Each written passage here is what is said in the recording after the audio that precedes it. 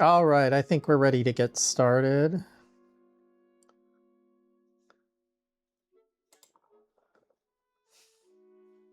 Welcome, welcome, welcome. I tend to do content on Sunday mornings, so this is not out of inconsistency for me.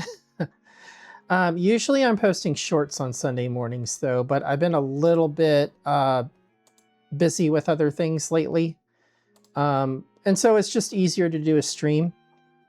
And so today's, or rather this morning's stream is going to be on, I call her Vepr simply because, you know, if you play GFL2 Exilium, she's a T-Doll that's available in the game now, even though she wasn't available in the first game, although Saga 12 was. But we're going to go over the Vepr 12 platform, my history with it, my personal Vepr 12s, or Veprs, as I guess you want to call them.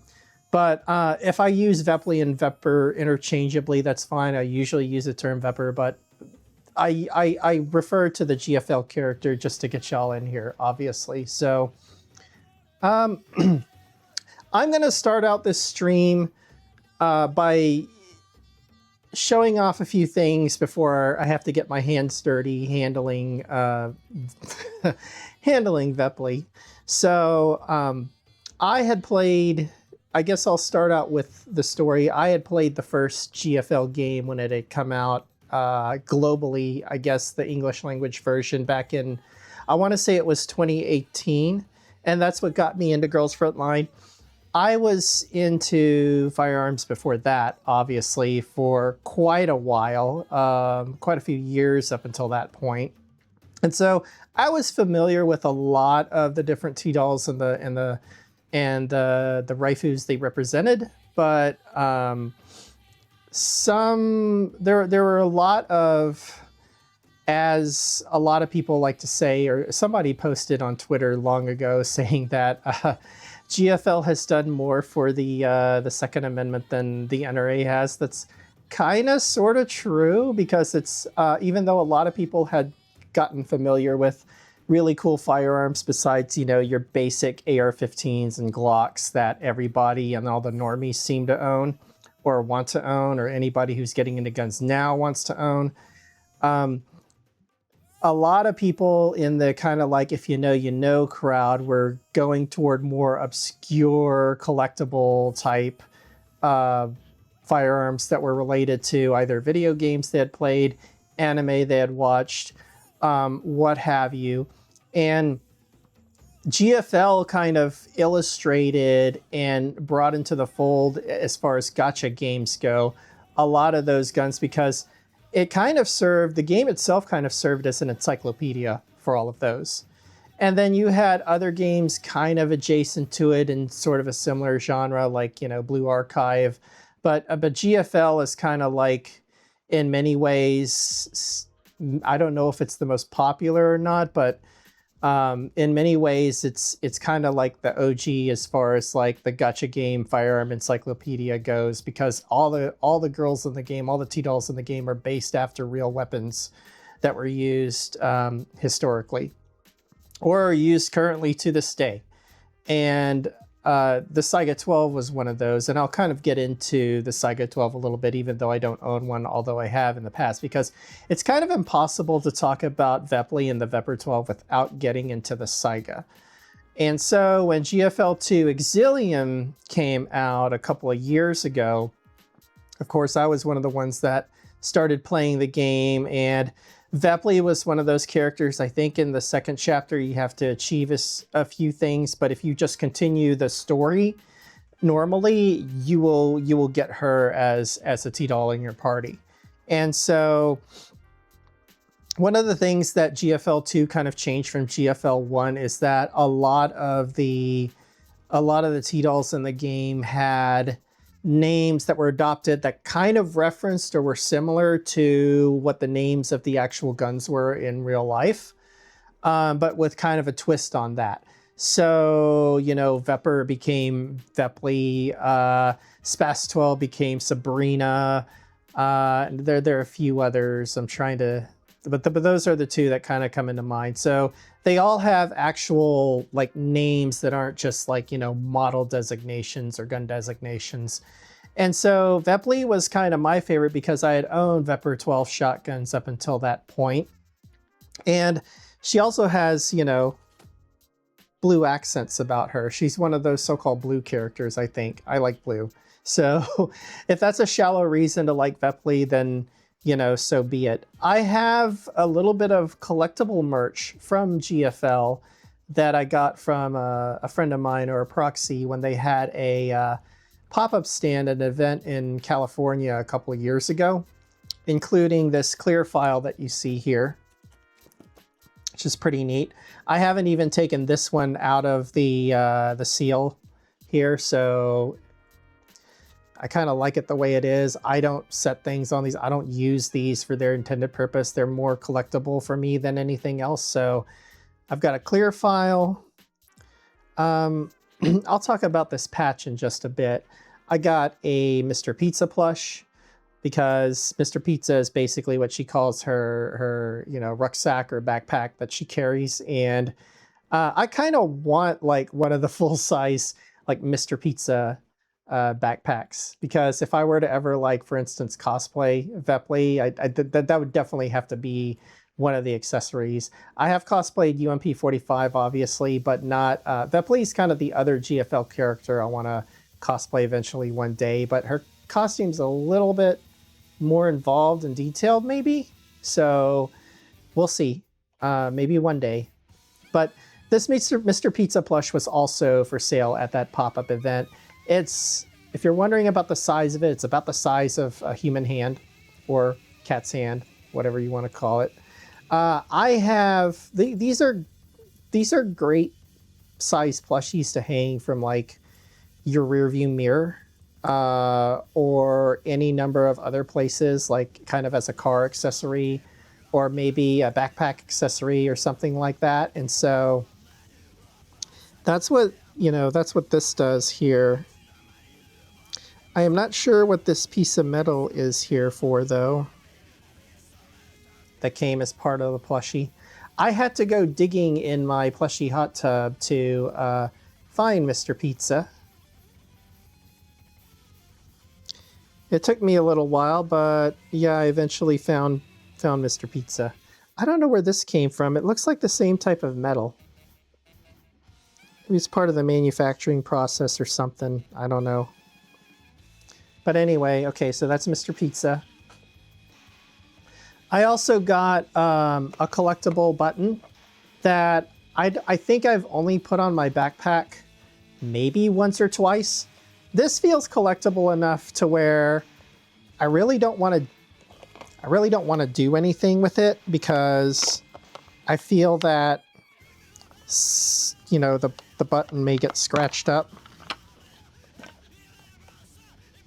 But it's just a normal type button with kind of maybe a slightly like metallic background that they put in whatever the printing mechanism is for this. So this is kind of a reflective button more than just, you know, a matte button. And so that also came with that came as part of a package that you could get at the pop-up store. This is my favorite thing. I usually have, this is basically Vepr 12 in kind of the GFL 1 style, where, you know, she's on this little spring here, so it's kind of a spring toy. And so like it kind of mimics like if she's doing like GFL 1 movements. So that was included in that was something you could get at that pop-up shop there. So this is something I kind of keep on the second shelf of my desk. She is usually sitting like right here, if you've watched some of my previous streams. And she'll probably be there in just a little bit once I finish showing all. But yeah, she came in a little box too. I forgot how much all of this cost, but it's kind of collectible, and it's just something I keep around for collection purposes. I'm going to put her back where she normally sits. I have a couple of Vepr 12 patches. I have two of these, one of which is actually in my ND Miata on the underside of the roof. There's some felt there that is ideal for putting patches on. So I forgot who made these patches. I'm sorry I forgot. There are about half a dozen different patch makers that I have ordered patches from, even though I don't consider myself somebody who's really into collecting patches, I guess, because I don't have one of those patch walls or patch boards in my room. I typically put my patches either on a backpack or in my Miata. But I have two of these. This is one of the Vepr patches I have. I have another one where I have like the Vepr Fumo patch, and I want to say Wood Patches makes those, but don't quote me on that. You'll have to go verify for yourself. But highly recommend getting patches of any character, especially if they're not really that well known, and then there's not much merch floating around for that particular character. So it's definitely a good idea. So I got two of these. I don't know what I'm going to do with this one. What I kind of have the idea of doing is I typically take my Vepr 12s to the range in one of those AR Bulldog discrete carrying cases that were really popular back in like the 2010s, where you can break down the upper or the lower. And the reason I can transport my shotguns in those is that both of my Veprs have only 12-inch barrels. They're registered short-barreled shotguns. So with folding stocks, and yeah, they'll fit in one of those cases. And I'm thinking about like sewing some kind of base to the outside of the case and then sticking this particular patch on. I've done that with one of my cases, the one that I usually carry my like MP5 clone in. So this is probably what this patch is going to be for. And so that's what, you know, these collectibles are about. And so I guess now we get to the fun part. Let me set these aside here and let me switch the mat out, because this is a very nice GGO mat that I got. I forget where I got it from, but it has, you know, 3 of the main characters on it, and I bring it out along with my, you know, Len mat for hand cam streams where I'm not going to get dirty. So we'll roll this back up. And we'll bring out my absolutely filthy, abused, I don't know if I should use that term, Phase Connect mat again that I use for cleaning guns on.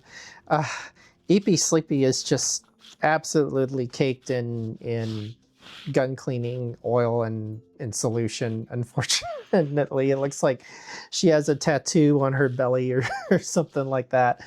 Anyway, now that this is out, you know what that means. So I'm gonna bring, I've got, some of you may not know this, I actually own 2 Vepr 12 SBSs. And there's a story behind that, which I will start with. I guess the story starts several years before I acquired these weapons. And I'm just gonna bring one of them out on the table for show and tell for now, I guess.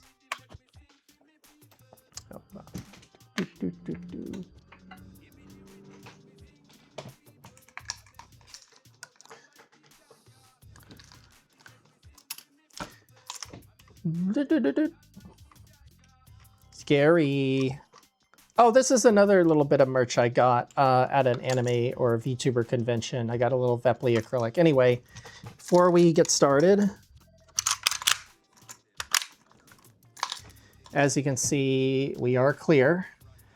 If you're familiar with AKs and you're from the AK world, there's probably something you're wondering about, and that is Vepr 12s, and I think Vepr rifles too, or maybe anything that's based on the RPK platform as opposed to the regular AK platform, does have a bolt hold open device. And so, you know, you can actually send it home either by pulling back on the charging handle, or there's this little bolt release here.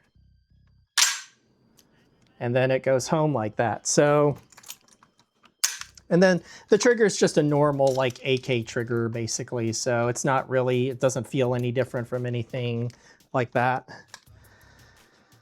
And so I guess while I talk about the lore related to this, for lack of a better term, I will go ahead and tell a story. Other than one thing I want to clear up is I got this little acrylic keychain of Vepr. I want to say I got it at a recent convention, but I don't remember if I got it at like FazeCon or WeebCon or OffCai from last year. I don't remember. Somebody was selling these at a recent anime convention, and I went ahead and got one for her.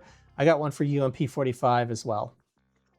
And so even though the muzzle's kind of out here, she hasn't been damaged by any of like the muzzle flash or gases or anything. She's basically hanging from this this sling attachment point, the sling loop that you see here.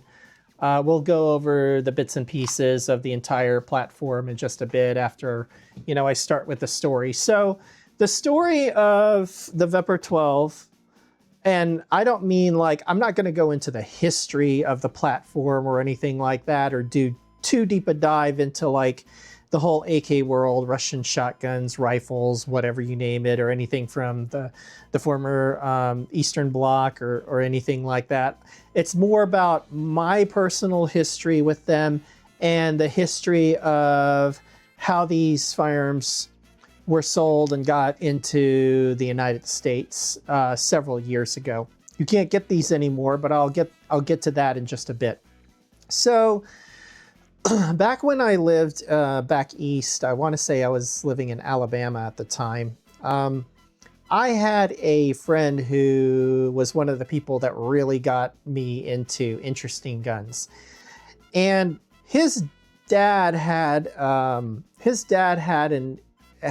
second home that was out in the countryside, and you could shoot in the backyard without, violating any city ordinances or anything like that, or disturbing the neighbors. It was one of the, it's just typical, rural America where you could just go out, you could shoot in your backyard, nobody gives a shit. And so we took a bunch of guns over there, and he had a bunch of guns there as well. And so we spent like an entire morning, lunch, and afternoon just shooting guns on a particular, I don't remember if it was a Saturday or Sunday. It was probably a Saturday. Anyway, one of the more interesting things that he had at the time, and this was maybe a dozen years ago, so it was like 2013 or 2014, I forget which year exactly, he had a unconverted Sega 12, okay? Sega 12s were coming in sporterized versions into the United States for several years after, I want to say after the Clinton ban expired, the original assault weapons ban back in 2004. And so I don't remember the exact year that they started importing them into the country, but they were imported as sporting shotguns. And so the Saiga 12 Sporters, if you remember them, and occasionally you see them in gun shops for sale, like in the used sections, and they're usually overpriced for what they are. But there's a little tidbit about a rather annoyance in U.S. gun law called 922R, and it has to do with importations. And you can really thank George H.W. Bush for this, because his administration did this. Back in, I think, 1989, they banned imports of any rifle, shotgun, or pistol that did not have a sporting purpose. Or rather, the law had already read that. The law had already said that, I think, back in the 60s when the Gun Control Act was passed. But they reinterpreted it back in, I think, 1989 to where the definition of sporterized or sporting purpose meant that if you had, you couldn't have a pistol grip, for instance, on an imported rifle from overseas. And the definition of 922R basically means that a majority of major parts or components in the firearm have to be made in the U.S. for it to be not considered like an import as opposed to a domestically manufactured firearm. And so the Saigas were coming in not in this configuration that you see for a Vepr, but in a sporterized configuration where they would put like um, a traditional like shotgun stock rather than a pistol grip when on their imported versions. And because of that, since they attached it to the back of the receiver here, they had to move the trigger all the way like to where the pistol grip is on this particular weapon. And what it did was it kind of messed with how the internal fire control group was. And those Saiga 12 unconverted shotguns were kind of seen and kind of functioned as dog shit, to say the least. But there became there due to American ingenuity and the number of small players, but small and talented players in the U.S. firearms industry, there are a lot of companies that came out with conversion parts or conversion kits to make your Saiga 12 shotgun or any really imported AK rifle or shotgun 922R compliant. And when you get a converted Saiga 12, what that means is they convert it into its original configuration from the sporterized version. So there were kits that you can buy, and it took a little bit of gunsmithing and maybe some not simple tools, but not advanced tools either. You know, anybody who knows like basic tools could probably do this if they followed the instructions right. But the kits basically allowed you to move the trigger group back to its normal place in closer to the middle of the receiver. They came with a pistol grip that you could actually attach to the receiver instead. And they came with like actual regular, AK stocks that you could attach to the back of the rear trunnion here, as well as other accessories like hand guards. And you could get any number of hand guards you could for those particular shotguns back in the day. The AK market has no shortage of different accessories for anything that you want, just like the AR market or any other platform that you want. And Saigas and Veprs and the shotgun variants were no exception to that rule. And so Saigas had been out for a while. They had been imported to the country. A lot of people were converting them. And I got to shoot. So there was a conversion kit that I would have called like the lazy conversion kit, where it didn't require you to like tap into the receiver or move the trigger group. It was basically the type of kit where you took off the sporterized stock and you could get like a pistol grip / stock combination with it, but keep the sporterized trigger group where it is. And it was fun to shoot, but it didn't shoot all that reliably.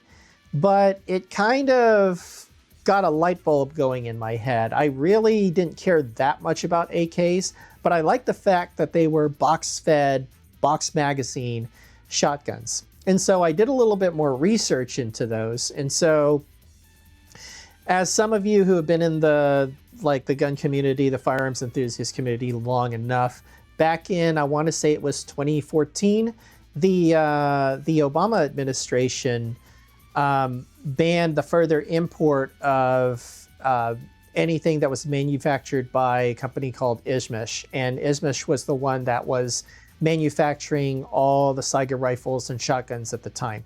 So whatever imports were already in the country, that was pretty much it. The supply chain was cut off. And there were dealers and gun stores that were just suddenly marking them up double from what they were. And they eventually settled to, I guess, maybe about, double or triple what you could import them for.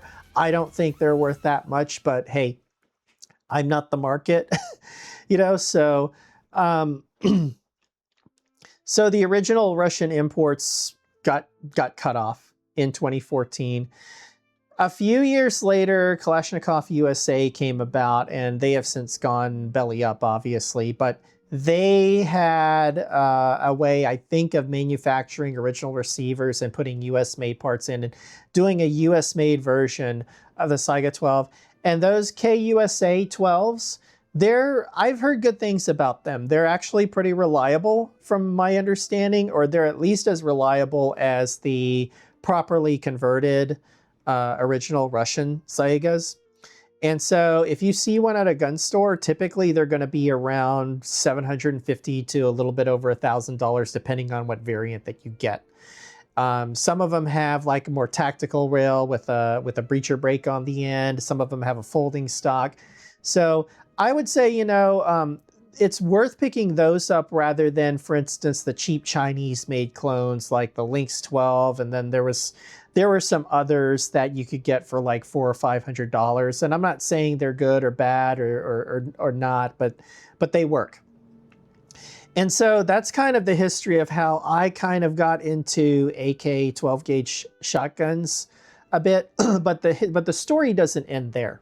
Okay, so before the Izmesh import ban, and it wasn't because like the shotguns were being improperly imported or anything. There had been a souring of relations between the U.S. and Russia over Crimea annexation, Ukraine, a whole bunch of other things that were going on in the early 2010s and since. And the Izmesh fell victim to U.S.-related Commerce Department sanctions. So it wasn't any kind of like anti-gun thing by like the ATF or anything like that was preventing these from being imported after the middle of, I think it was 2014 when that happened. But there's a little interesting tidbit, because if you're familiar at all with Vepr shotguns, they all got imported with pistol grips. And so there was no need to actually like get a trigger conversion kit and move the trigger back to its proper place like with the previous Saigas. There's a reason for that. A few years before the import ban, I want to say in 2011 or 2012, there was a proposal by the ATF at the time, or I think it was the DOJ, that basically they wanted to reclassify these as destructive devices. And what that means is that they would be put under the NFA. There were a lot of previous box-fed magazine shotguns from the late 80s and early 90s that I want to say back then it was Lloyd Benston who was Treasury Secretary. He had the authority back then because ATF fell under, I think it fell under the Treasury since they enforced the tax on the NFA at the time. They declared these shotguns as not having a sporting, not these particular shotguns, but a lot of box-fed magazine shotguns as not having a sporting purpose, and thus they were destructive devices. And so they banned all the imports, and then they said the existing ones had to be registered as destructive devices. One of the, I think probably the most famous one from the 80s that fell under that ban, unfortunately, and fell under that reclassification where they're now destructive devices is the USAS 12. And the USAS 12, from what I hear from everybody who's reviewed one or has had one, they're rare. I think they're pretty expensive on Gunbroker. I haven't looked recently, but function-wise, they're heavy and they're kind of like pieces of crap compared to what came after with the Saigas and the Veprs. And so going back to around 2011 or 2012, what happened was the Obama administration basically wanted to do the same thing. They wanted to declare Veprs weren't imported at the time, but they wanted to declare all these imported Saiga 12s as destructive devices. Well, as you know from a previous stream, anytime there's kind of like a rule change or anything like that, there's a comment period involved. I forget if it's 30 days or 60 days. And so the comment period opened up for the proposed rule of changing these into destructive devices. They got so much pushback on that particular rule that not only did the administration rescind the rule and not declare them as destructive devices, because competition shooters were basically using these shotguns and then converting them to pistol grip configurations with competition triggers just for, I think, I don't know if it was for 3-gun or whatever. There was just so much backlash against that. They kind of relented, and they changed the rules regarding importation for a sporting purpose to where you could import a shotgun with a pistol grip And a pistol grip was considered a feature that actually had a sporting purpose for the importation of shotguns. Mind you, this still does not apply to imported rifles. So rifles that come into the country that are completely non-US made still can't have pistol grips. What happens is they import them and then they convert them later typically. But shotguns, pistol grips on imported shotguns were now kosher.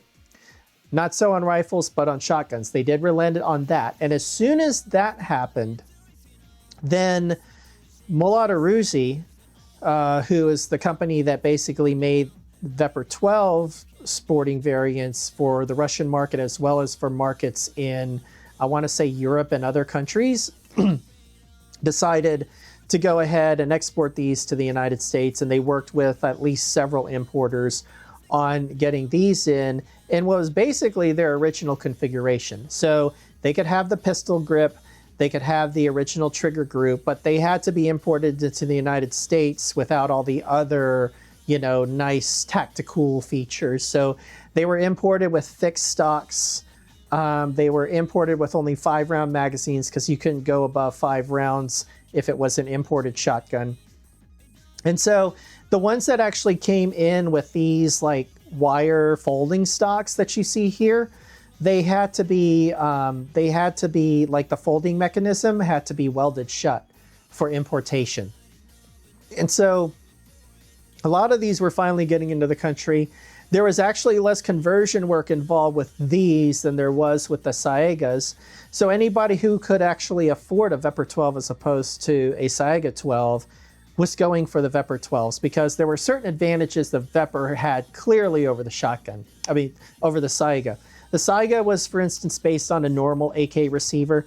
The Vepr 12 is based on a beefier RPK receiver. I think it has like a 1.5 millimeter thickness as opposed to a 1 millimeter thickness. So the overall guts and the exostructure of the firearm are much more robust on the Vepr 12 than the Saega 12. So other than internal parts that you're gonna have to change out for wear and tear, this gun is gonna last a lot longer than a Saega 12 over the course of a lifetime.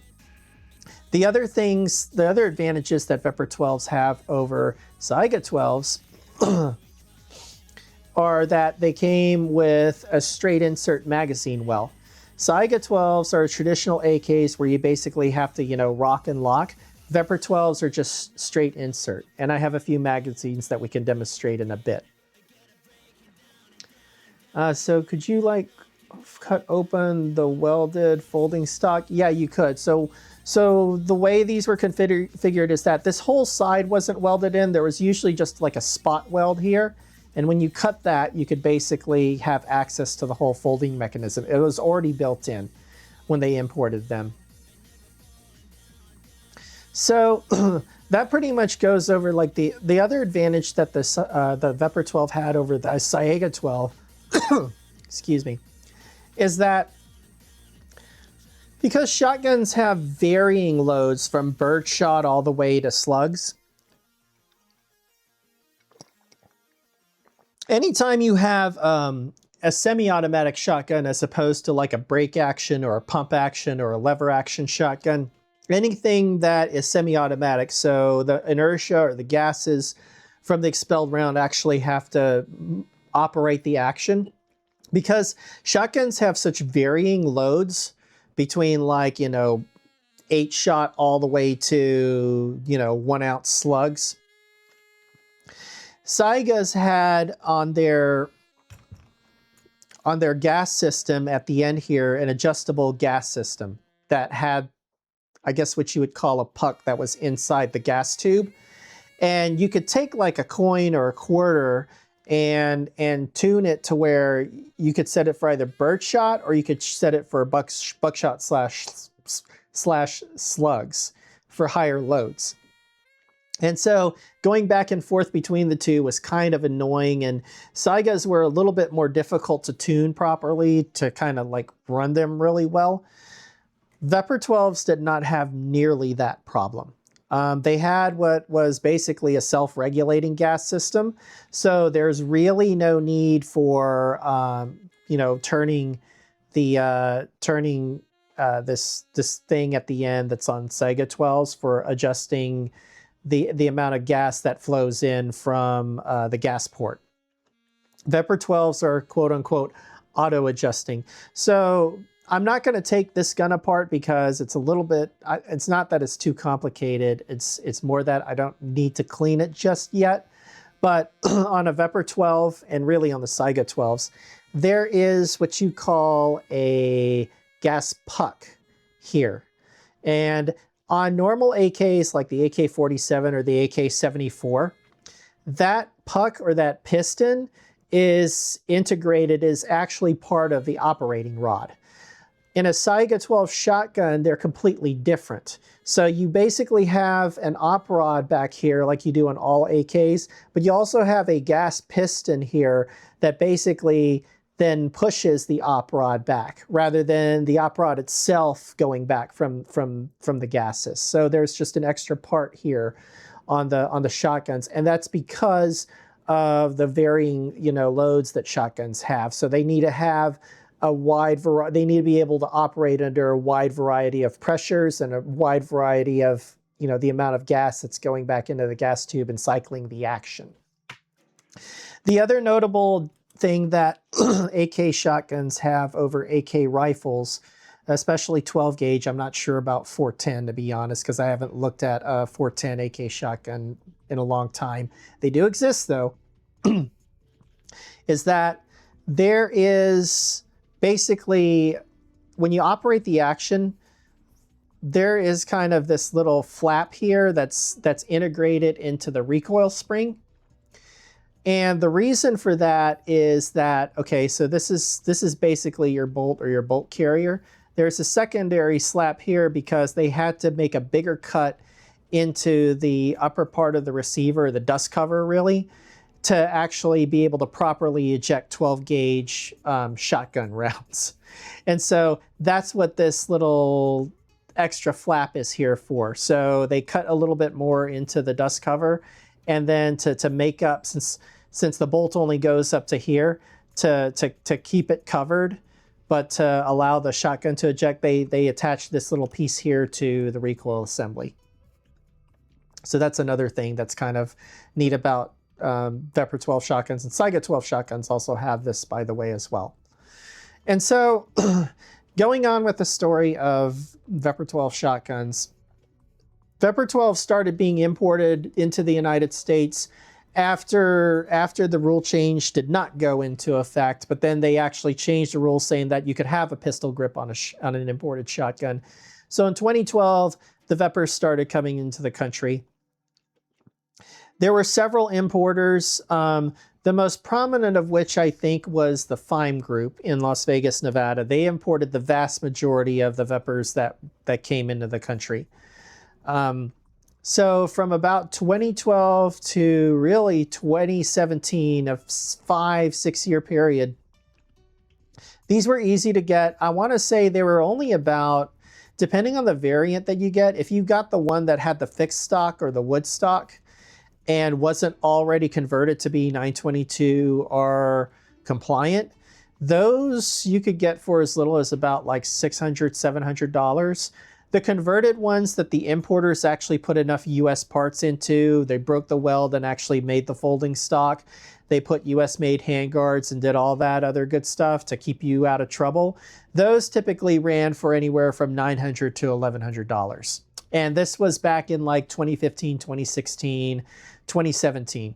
So after the Saiga ban went into effect, I did manage to buy one Saiga 12 shotgun at a somewhat marked up price because I didn't quite know better at the time.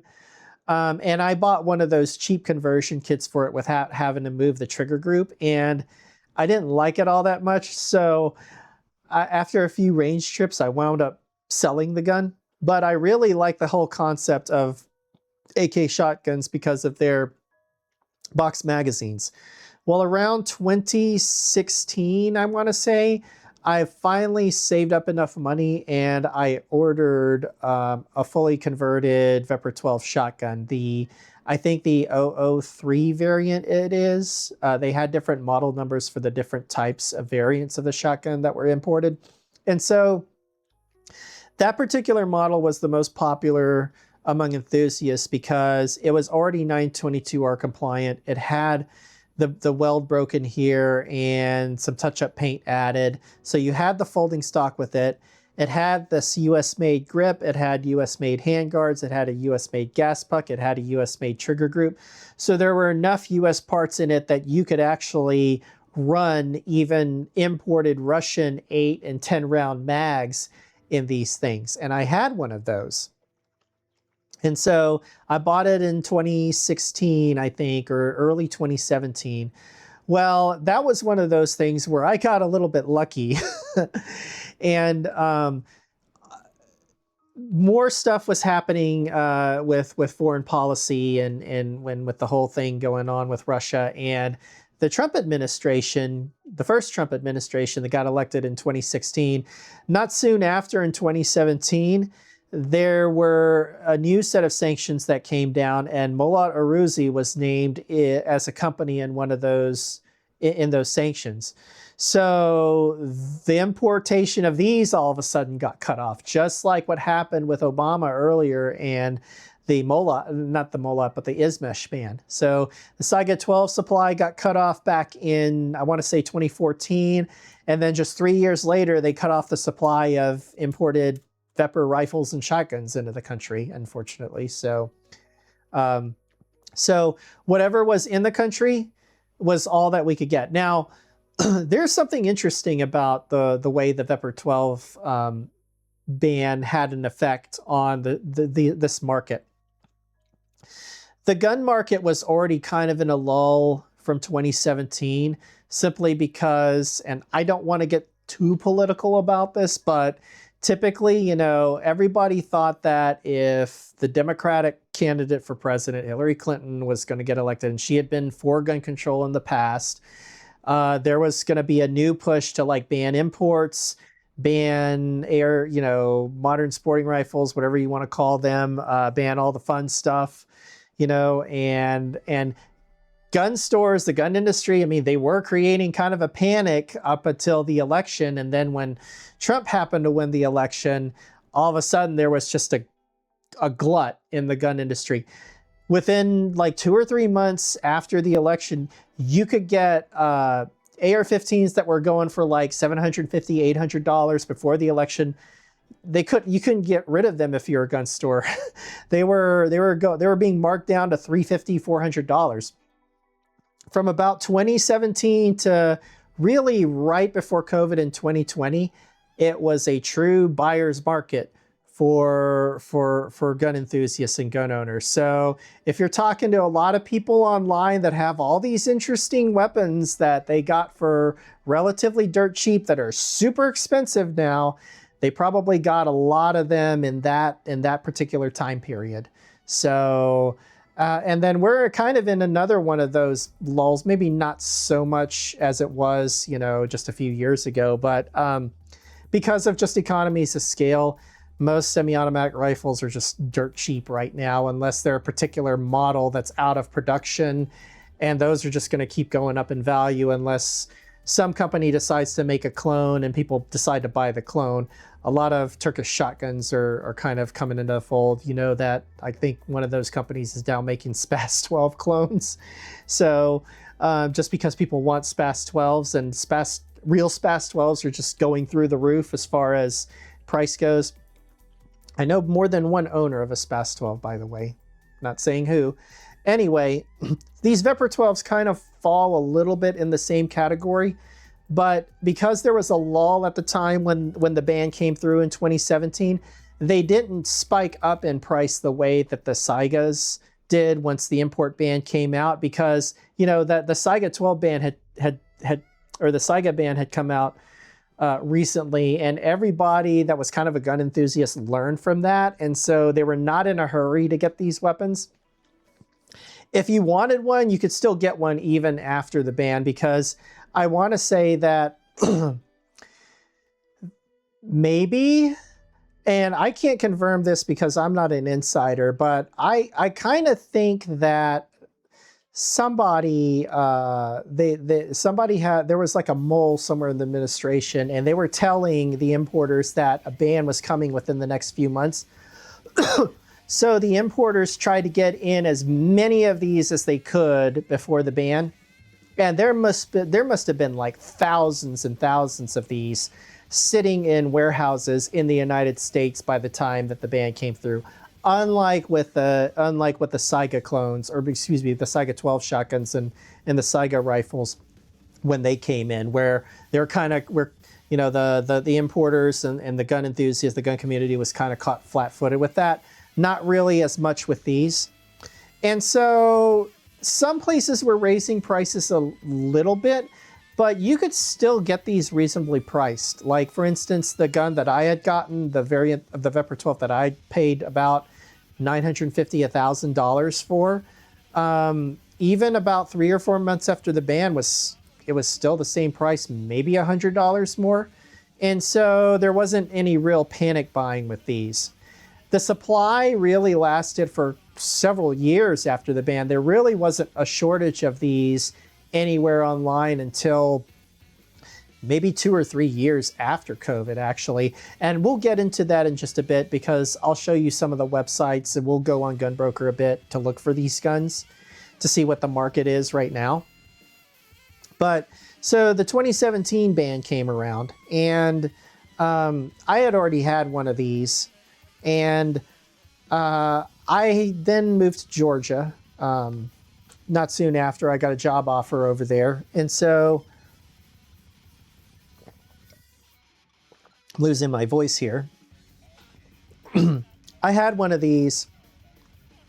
I think I actually sold that one, but then when I moved to Georgia, I bought another one. I don't quite remember exactly what happened, maybe because I actually wanted a different variant of it. And so when I moved to Georgia, I started getting into a lot more interesting firearms. That's kind of where I got like my my HK bug, was when I was living there. But I still had this bug going on. And I started getting into the I started getting into the NFA bug when I was living in Georgia as well. And Fine Group, who was basically like the importer of these, was actually selling factory SBS versions of these guns. And so I want to say it was like 2019 where I saw the SBS version on the website, and I watched a video about that, I think. And I said, man, I want that. And I had already had one of these like in full length with I think they actually came with a 19-inch barrel if you wanted the non-NFA version. And so I went ahead and I researched the whole NFA process, what the process was for buying an SBR or SBS or whatever. This was the time when Form 4s were still paper-based, and they took like 12, 13, 14 months if you were lucky. And so I said, you know what, I really want one. I'm willing to wait 12 to 14 months for my tax stamp to come back. So I want to say it was early 2019. I went to one of the local gun stores in Atlanta, and I ordered my Vepr 12 SBS from KVAR, who is basically the main distributor of Fime Group's imports and products. And they shipped it to my FFL. I went and did the Form 4 paperwork there at my local FFL, and then the wait began. And so I mentioned earlier in this stream that I have two Vepr 12 SBSs, not one.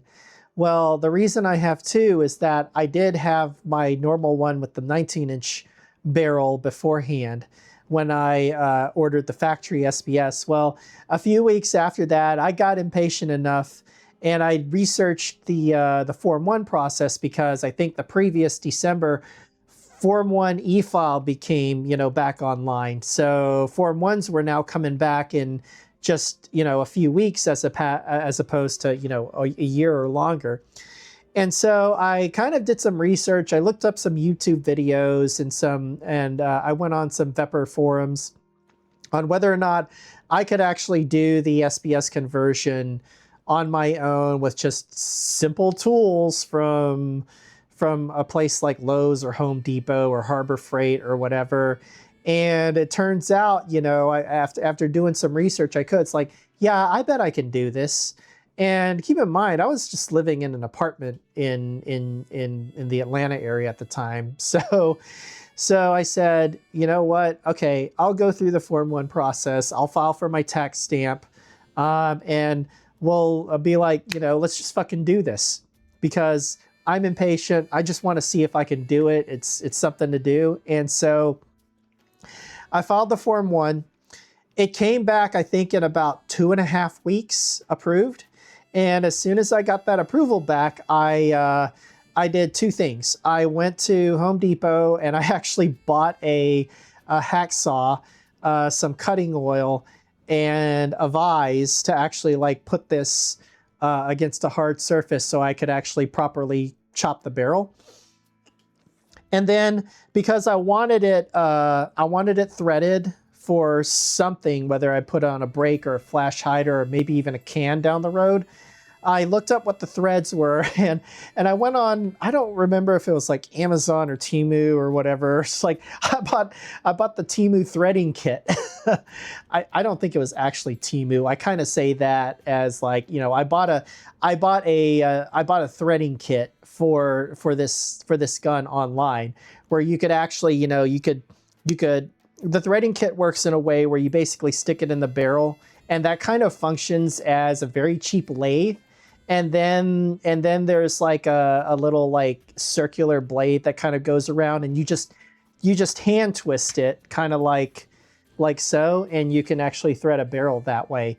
And so I cut it, I bought a bunch of files, and I crowned it as best as I can. I did it the cheap way by basically wrapping like an 8.5 by an 11-inch paper there, just to see if, you know, my crown was even at the end here. And I was just a little bit off on like the threading radius, but almost all muzzle devices for shotguns, unless they're like chokes, are going to have like an inner diameter on the muzzle device that is greater or larger than the inner diameter on the shotgun barrel itself. And being a little bit off on a shotgun is not nearly as consequential as being off on anything with a rifled barrel. So you're talking smooth bore. It's very easy to do your kind of like homemade moonshine, you know, sawed off that we have here. But I did pay my tax for it, just so you know. So I think that whole process just, you know, once I got this tax stamp back, took a couple of hours. I will go ahead and take this break off just to show you what's on it and the job that I did.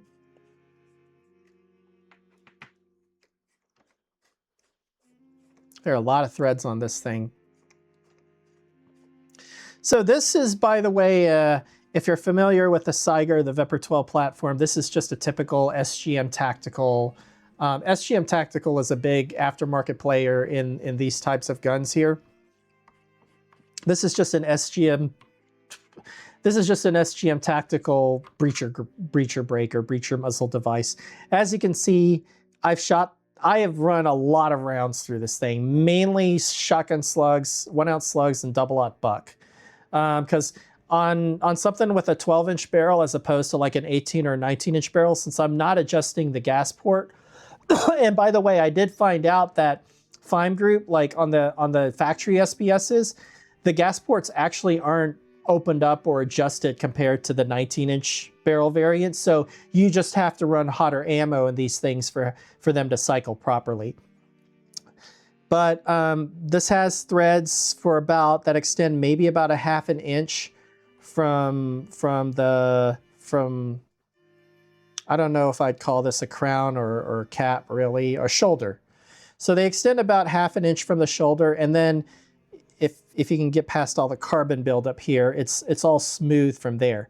This is so that most of these muzzle devices that you see here will properly thread on, because some of them kind of have threads on the inside that end, And if you don't shave off some of the thread, like enough threading from the crown back to where the thread should begin, which is maybe about 3/8 of an inch down, you're not going to have muzzle devices that sit flush.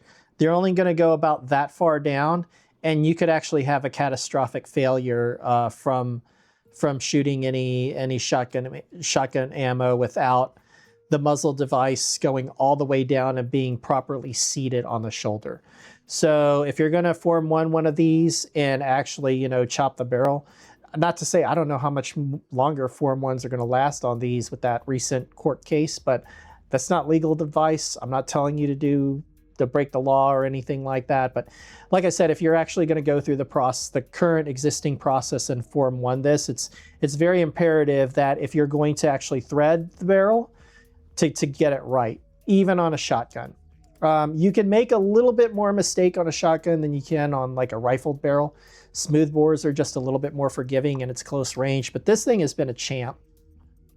I take this to the range, and like as soon as I start shooting it, like people who are in like the store area who can see, like, you know, they can hear rounds go off in the range. They want to know what this thing is. This thing is loud. It doesn't actually have that much recoil for a shotgun because it's gas operated, semi-automatic.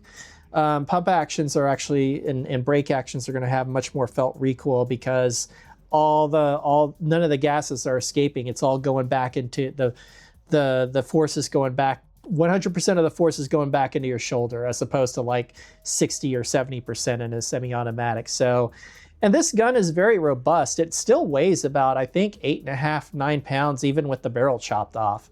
And so, but anyway, I'll go over, now I'm just gonna go over the features of the Vepr 12 from tip to butt, as a certain gun tuber likes to say. So we have our brake here. You can put any number of muzzle devices on this. This is the most common one, I think, that's aftermarket for the US, or was at the time, circa 2017, 2018, 2019, and it's functioned well for me. I've shot it without the muzzle device, and I still have the original thread protector for it, just in case I want to do without it. But I mean, I would back SGM Tactical on these all day. Some of the metal on the outside has flaked off a bit, but as far as like the brake keeping its shape, highly recommend them. I mean, it's even after several hundred high-powered rounds through this that are at least 4 dram or more, it's functioned fine. Here you have a gas block. This, by the way, this barrel was chopped down to about 12 inches. The gas block pretty much starts at about 10 inches. There are gunsmiths around the country that will convert your Vepr 12 if you have an SPS and all the proper paperwork to go shorter than this. I have seen Vepr 12s with barrel lengths as short as 7 inches. But to do that, they basically have to move the gas block back here. They have to do some gunsmithing and put in like custom-made hand guards. It's basically like, I kind of actually want to do this maybe to this gun one of these days, see if I can go shorter to maybe like 7 inches and maybe run like, not necessarily birdshot, but you could probably get away with 4 buck in something that short, but no more than that. And you'd basically have like a Russian variant of a Mag 7 or something like that. Mag 7 or something like that. I think that would be really neat. But that's just one of those ideas I have in my head at the time. I used to hand drill muzzles so I could thread it. I'm reading some of your comments here, so let's catch up on those. Chat. You can thread rifle barrel puzzles using a drill. It's what I did to my L1A1 when I restored it from being a sporter. Some of you probably know a lot more about gunsmithing than me. I'm kind of self-taught. Gecko, are you tempted into buying a Vepr 12? You should, but I'm going to warn you, just don't overpay for one. Because toward the end of this stream, we'll get into the market, and I kind of think it's a little bit disgusting what's happening right now with the market. Moving on, these little rail sections that I have here are aftermarket. There are variants of handguards that you can get that have the rails along, you know, the bottom part of the handguard here. So this handguard is actually two pieces. It's one that fits over the gas tube here, and then there's one that fits over the barrel. And the way that you actually take it apart is there's this little hinge here that I'm not going to pull open, but when you pull open this hinge, what it does is it basically allows you to remove the gas port or the gas tube here, as well as the handguard that's on it. And then this kind of like comes out, and then you can remove the lower handguard as well. So you have access to like the belly of the weapon here. So this is an aftermarket rail piece that I added later on. And there's one on this side as well. If you're wondering what all this tape is on here for, it's just my trust information that I've covered up. I have the same length rail on this side. And so I have this really kind of cheap weapon-mounted light that functions pretty well. So when I hold this weapon, what I do with my left hand, my non-dominant hand, is I'll typically hold it, like most Vepr 12 owners, on the lower handguard, and then my thumb rests almost perfectly on the pressure pad to actually turn on the light like this. And this is actually a great way to run the shotgun. And then, of course, on this side, I've got my Vepr acrylic here. So, but yeah, I did some work on those on those rails. And then, of course, as I mentioned before, the Vepr 12, unlike the Saiga 12, has straight insert mags. So you have this this mag well here, and I'll go ahead and demonstrate.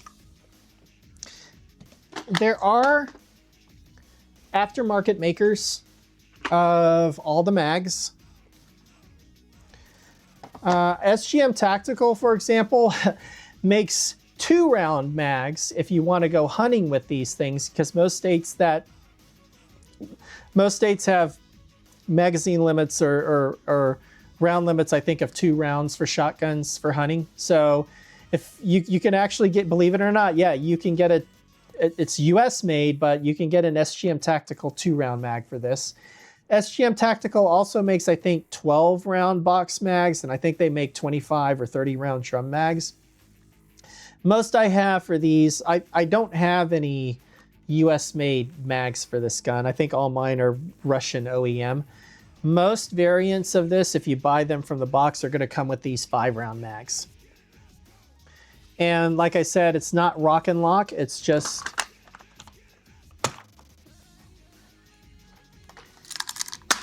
straight insert like that.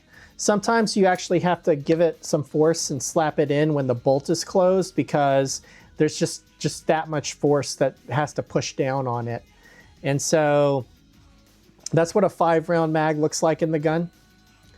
I probably should quit showing this weapon upside down. So we'll go like this for the rest of the stream. But yeah, that's what the 5-round mag looks like in the gun. From the OEM mags come in 3 capacities. You can get a 5-rounder, an 8-rounder, or a 10-rounder. And so that's the 5-rounder. The way you release the magazine, it's got a little paddle right here. So you just push in on the paddle and it pops out. Very easy. It's not rock and lock like a Saiga mag. Saigas are kind of, I don't want to say they're notoriously difficult to load, but they're a little bit tricky to load unless you're loading them on an open bolt, like with the bolt all the way back. So that way the shotgun, the first shell will actually fit flush. And then what that means is that since Saigas don't have a bolt hold open, when you're loading the mag, you're basically chambering the first round. You have the option not to chamber a round in a Vepr. Just for size comparison, so that's a 5-rounder. This is an 8-rounder. These are the standard capacity for the Vepr 12 platform, is 8-round mags. Almost any like military or law enforcement agency, particularly in Europe, that uses these, think I don't remember which one it is, but one of the French National Police Forces, I think, uses the Vepr 12. And they're pictures of them with, of course, their faces pixelated out. But every time I've seen them run these shotguns and show pictures of them, they're always running these 8-round mags. And you can kind of see them for size comparison here. The 8-round magazine, I think, looks the most proportionately correct, in my opinion. And so, you know, as I mentioned, Vepr 12s have a bolt hold open device. So it makes it a lot easier to insert the mag. And so you hear a click like that, it means that the mag is inserted properly. So, like I said, I think really the 8-rounder is the most proportionately correct one, if you're into that kind of stuff. Shago EF, do you have a Mr. Pizza plush? I do. I showed it earlier at the beginning of the stream. I have lots of Vepr merchandise. So that's what the 8-rounder looks like. I don't want to shake my desk too much. That's why I'm being gentle with these. And then this is the 10-rounder. I have more 10-rounders than I have of any other capacity magazine. I've got quite a few of these magazines. The 10-rounder almost looks too long for it, though. Not to say I'm like in favor of like lower capacity mags or anything like that. It's just that it looks kind of goofy. But just for a size comparison, that's the you got the 8-rounder on top and then the 10-rounder below it. And then this is the 5-rounder on top of them.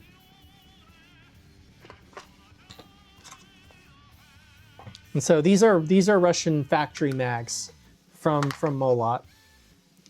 If you go online and you try to find these mags, these are easy to find and they're a dime a dozen. Believe it or not, KVAR still has some of these in stock for sale. And these are not terribly hard to find, but they are a little bit expensive. They typically run about $120, $130. The 8-rounders are the ones that are kind of like unobtainium now. It's almost impossible to find an 8-round Vepr 12 magazine because this is like the proper look, I think, or the OG capacity, as I would say. This one I didn't buy myself. My factory Vepr 12 SBS came with one 5-rounder and one 8-rounder. That's a little bonus that Fine Group threw in if you actually ordered the factory SBS.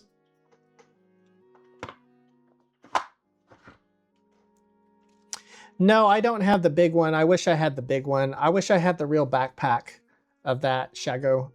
Maybe if I cosplay one day. Okay, moving on. We have normal, familiar AK control group here. You have fire, you have safe. There is this has a normal AK trigger. So, I mean, I'll cycle it. Well, actually, you know, the bolt's open, so I better close that. So there's a as I mentioned earlier in the stream, there's a little latch that comes down here when the bolt is open. And to close the bolt, you can either pull back on the charging handle or you can push up on this and it closes the bolt. And then the trigger is pretty much like a standard AK trigger. I'm not so much an AK snob that I don't think there's that much felt difference between like aftermarket US made triggers and original like OEM Russian triggers. So, but I mean, it clicks, it sounds the same as any AK trigger in my opinion, at least for shotguns that I've shot. This is a US made aftermarket grip for 922R compliance. And so the original Russian grip has finger grooves, and some people like those. I don't particularly like it. I think this grip works a little bit better and is a little bit easier to get my hands around. So, and then here's an interesting thing. So Vepr 12s have hinged dust covers. I think in that sense, they're very much like other RPKs, and they're very much like crinks. And so they sit on a hinge. They don't completely come off like most AKs do. So if I can just show you.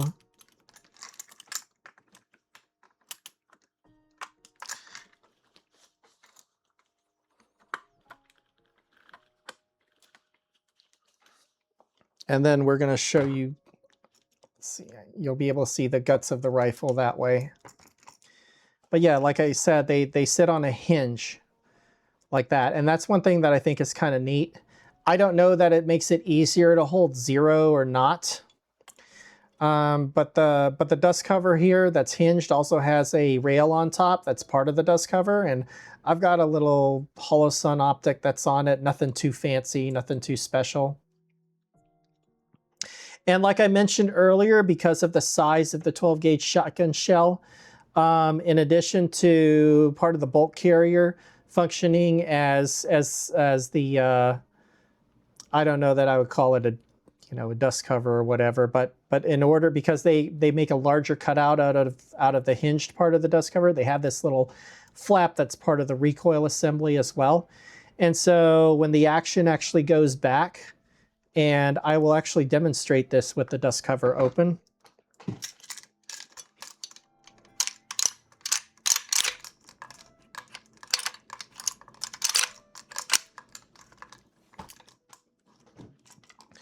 You can see that this this little flap here has gone back along with the original part of the dust cover, and so the recoil spring now is fully compressed. And so that's kind of how it functions. It's more of an accordion than anything else.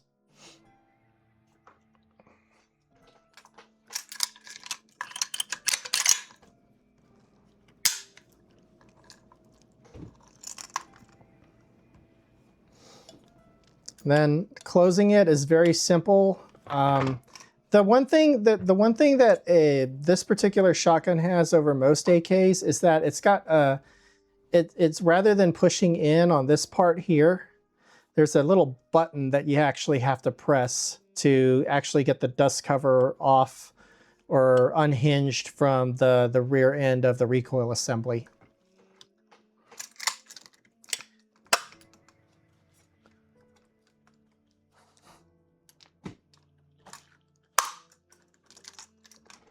Now it's fully closed. And this is your safety here. I'm going to show you my factory one in just a bit, because my factory SBS actually has an ambidextrous safety. This one is only for right hand. But if you have an ambidextrous safety, there's going to be, I think it's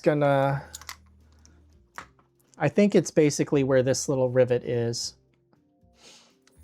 Speaking of continuing from tip to butt on this gun, this is the lever that operates the stock mechanism. And I think it also functions as the lock for the stock as well. Because I think the lock for the stock is basically this little piece right here.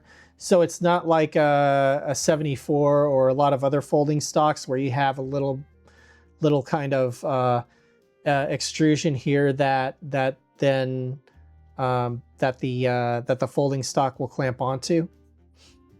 So yes, this gun can function and can be fired with the stock folded.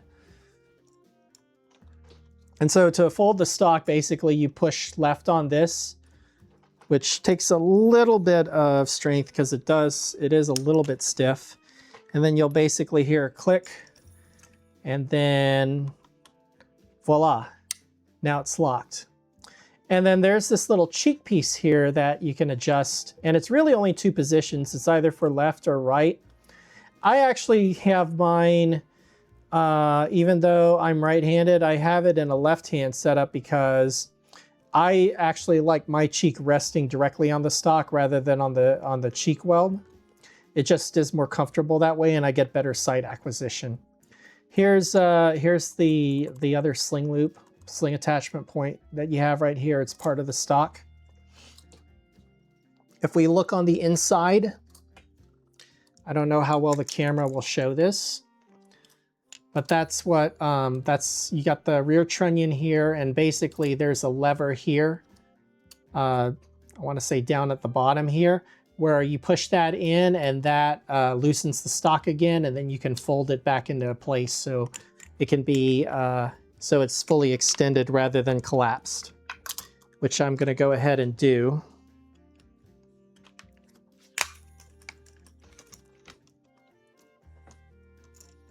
And so it's very interesting hardware, very high quality hardware in my opinion. And then, you know, your the end of the stock, your butt plate, so to speak. It's a little bit rubberized, but kind of stiff. But I find it pretty comfortable, and I don't think this needs much adjustment, at least for me. I like a longer length of pull on my long guns, but you might, you know, if you're of shorter stature or whatever, and you like a shorter length of pull, you might want to explore different stock options. But this is typically what comes with the gun. And most people who buy any variant of the Vepr 12 that comes with this stock, they're going to wind up keeping this particular stock.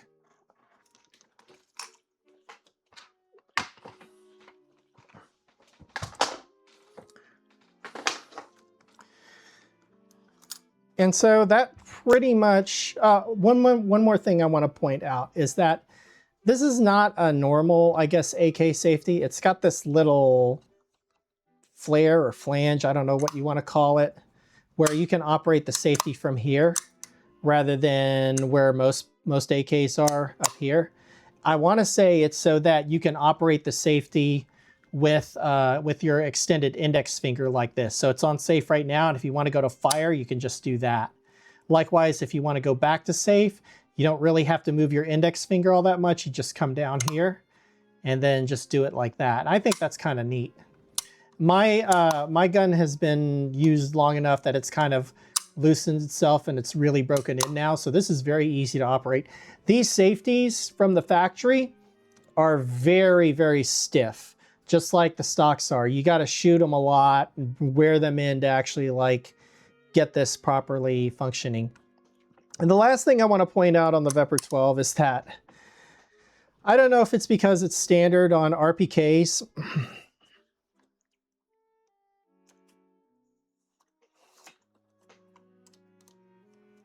That I believe is an anti-aircraft sight. I don't know why it's not, well, no, I still don't know. I still don't know why this is on there. But I mean, it's just like the, it's just like my HK53 clone, that AP53. It had the airplane and helicopter markings on the mags. This must be some kind of like funny joke or is equivalent of that or something like that. But this is an aircraft sight, and yeah, it's fully adjustable. See? If you have it all the way toward the end, you can shoot this with irons. I actually have to shoot my factory Vepr with irons because I don't have anything installed on it, and it's more my collectible than anything else. This is my shooter. My my factory Vepr 12 is kind of like a collector's item. I've only put maybe about 50 or 60 rounds through that. I've cleaned it once, and I haven't shot it since I last cleaned it. This thing has seen probably at least 500 or 600 rounds. I don't know, but it's really, really worn in. And other than my UMP, I would say this gun, along with my HK53 clone, are my babies. Like, they are just so fun to shoot. If I had to choose only 3 weapons to bring to the range, it would be those 3. And so I'm going to leave this out here for now.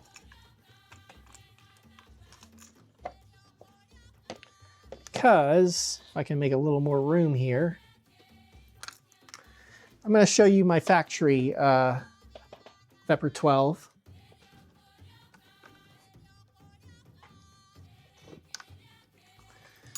And this is what the factory one looks like if you order it directly from KVAR or another distributor. It's pretty much configured exactly the same as I configured mine. The only thing is it's obviously like newer, more professionally done as far as like the paint work goes. It feels it feels better put together. It's not as worn in, obviously. There are three key differences I want to note on this gun, my factory one versus the one that is on a Form 1. This one's on a Form 1 because I actually chopped down the barrel on a non-NFA one. And this one's actually on a Form 4. So I mentioned back in like 2019, I filed for the Form 4 for this. 13 months later, I think, the tax stamp came back literally, I think, the week before COVID hit and all the lockdowns happened. So I went to my local gun store. I finally was able to bring her home. And like I said, like you can tell this one is like a lot of the controls are a lot more stiff because she still has yet to really be worn in compared to you know, my shooter, the one that's on the Form 1. So, but other than that, they look almost identical. There are three key differences I want to point out, and two of them are on the muzzle, toward the muzzle. Let me move this so I don't spill my drink.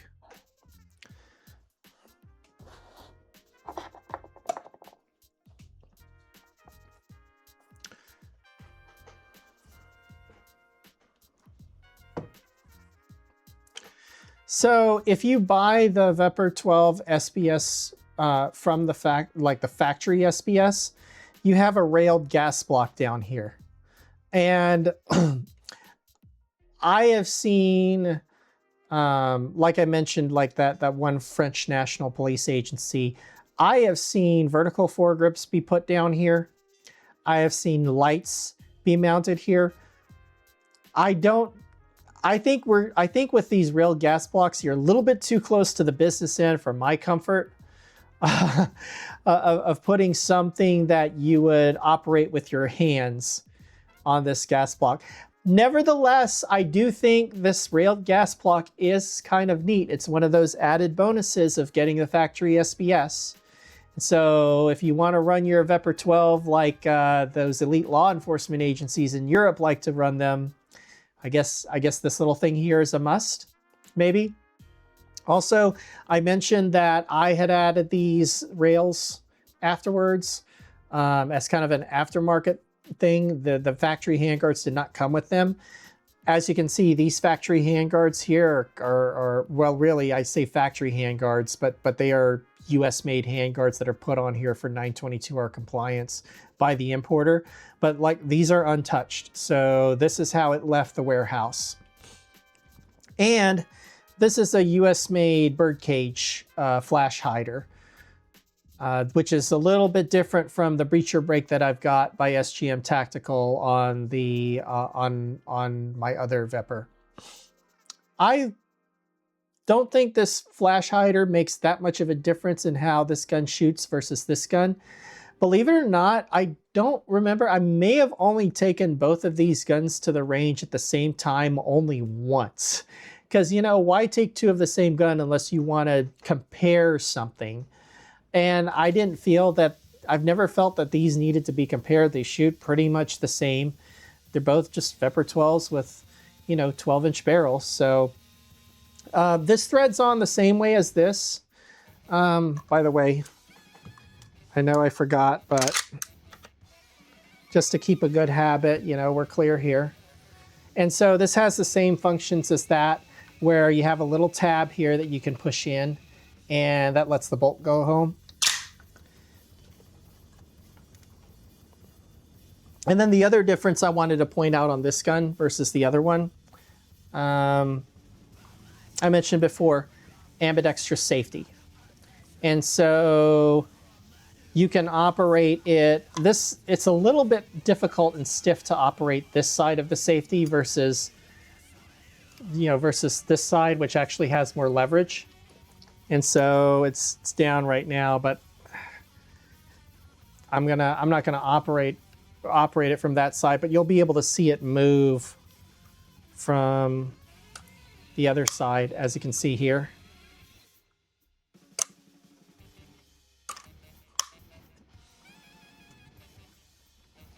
But as you can see, like this gun is a lot more, this gun's a lot more stiff because it's had fewer rounds put through it, and I'm keeping it as a collectible. Stock folds the same way. Has a locking mechanism, sling mount, and then to unlock it, you just push in on that button right there. And yeah, these feel really good from the factory. Clearly it was intended for a bipod. You know, I think I've seen that before. You could put a bipod on here. Maybe I ought to try that one of these days. See how accurate slugs can be out to maybe like 200, 300 yards.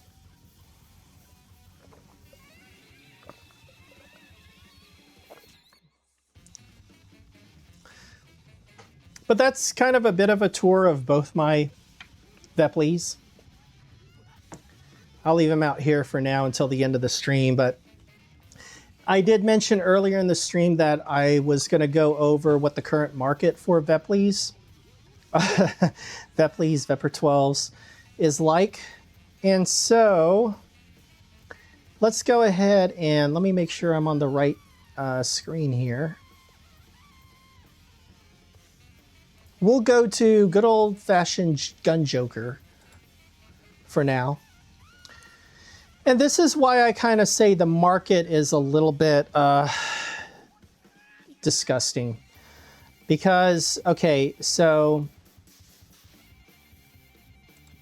factory Vepr 12 short barrel shotguns before and up to maybe about 1 or 2 years after COVID were about $1,700, $1,800 before the tax stamp. Add $200 on top of that, you could walk home with one of these, if you're lucky, for about $2,000, maybe a little bit under. Okay. Likewise with this one, I bought it in its configuration for about $800. I put in a bunch of parts, and then I filed the Form 1. That was another $200. I did the fingerprints and everything. I have about $1,500, $1,600 put into this gun. I have about $2,000 put into this gun, or maybe $1,900 put into this gun from the factory.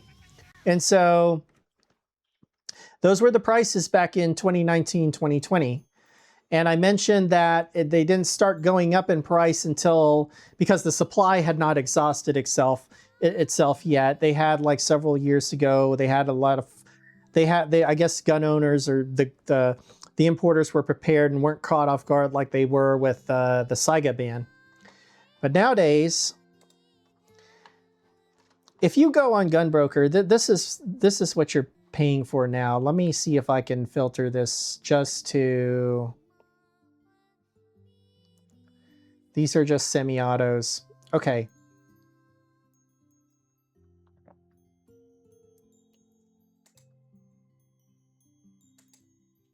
Let's go bid count high to low. Oh, I might have to refresh my page here.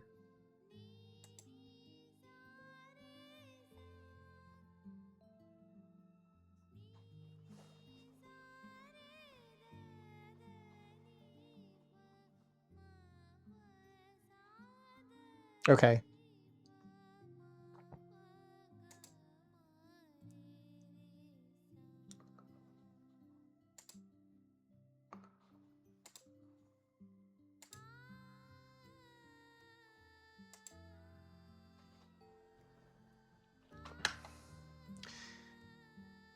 These are auctions for Saiga rifles and shotguns. One thing I don't like about Gunbroker is a lot of listers and sellers will just put random words in the title just so they show up in search results that are totally unrelated. It's basically like the whole eBay habit transferred over to Gunbroker.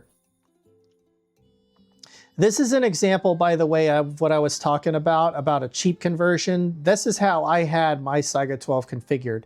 Notice how like the trigger group is like toward the rear of the receiver rather than its proper place right behind the magazine release. And then Tapco, I think, is the company that sells all this shit. Basically, you could put this combination stock / grip combo and put it in the back of the receiver here. This is a 20 gauge. This is Saiga 20. Okay. Saiga did import 20 gauge and 410 versions of their shotguns into the US, by the way. So I thought that was kind of neat. The rifles, by the way, from Saiga or the rifles from Vepr are always going to go for more than the shotguns. Saiga rifles command like obscene prices these days. It's kind of ridiculous. Okay, now we're going down to shotguns here. Notice almost none of these actually have bids, but they're priced in a way that's just, I feel it's kind of ridiculous. I'm assuming, yeah, this one includes the Salvo 12, so it's 2 tax stamps. The Salvo 12 suppressor is, I think, $600, $700 maybe new in box. I don't remember. But let's go with one without the suppressor.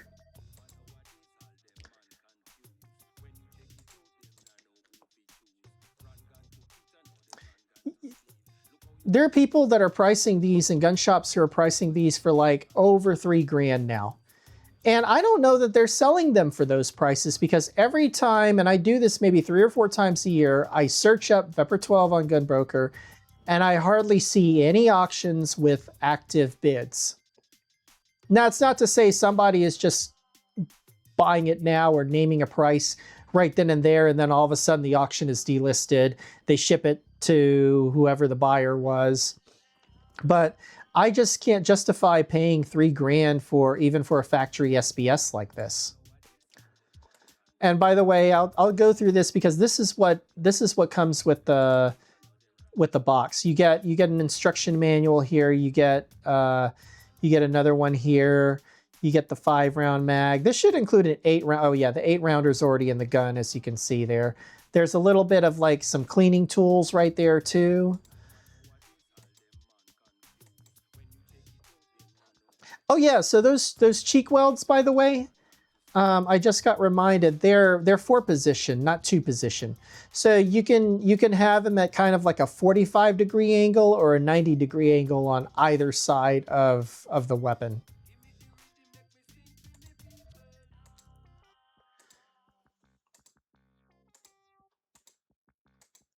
But yeah, that's what they look like new. And notice like mine looks pretty much almost as new. You can tell it's only had a few rounds fired through it. But yeah, I just don't see how this is highway robbery. Like $3,000 for a gun that was just, you could get for less than $2 just 6 years ago. Maybe inflation. I mean, but then I just don't see them selling for over $2,500. Yeah, it ain't worth fucking $3,000. And by the way, if you're a fan of box-fed shotguns like me, those Genesis 12 shotguns that are basically on, they actually are on a DPMS 308 lower, an AR-10 lower, so you could actually put a 308 upper on them if you wanted to. Those are not, even the base models of those are not worth $3,000, but that's what they price them as because guess what?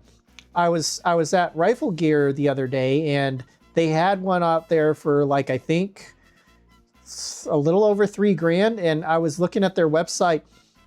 Basically, if you get the Genesis Gen 12 or whatever, you are paying for the upper. You're not paying for the lower because that lower is just a DPMS parts kit. You're paying for the upper. The upper is like $2,100. This one is, and see what's even more ridiculous than the SBSs is if you get the normal, like, non-NFA ones, like the one with the 19-inch barrel, like this one here, they still want $2,400 for these. Now, which variant is this? Is this the one where the stock already folds and... Oh, no, this... I think this is actually like this stock, but it's a fixed version of it. Let me look. This is... Okay, so this was from one of the early importers of the Veprs that is not related to Fime Group, but it's the same weapon. But I don't think this one has a folding stock. This has the stock that folds, but to actually use this stock and fold this stock, you actually have to have the proper trunnion in the back here. And that's a job in and of itself. You actually have to remove this stock. You have to drill a hole on the left side of the receiver for the lever, the switching mechanism, and then you can put the proper trunnion in there. And so it involves a lot of like drilling and a little bit of welding, I think, and to get the proper, and ordering the trunnion as well. Good luck finding the folding stock trunnion that you'll need if you want to convert one of these, by the way, properly from a fixed stock to a folding stock. But yeah, so this variant, which is not, you know, it's 5 rounds from the factory, just the pistol grip, no folding stock.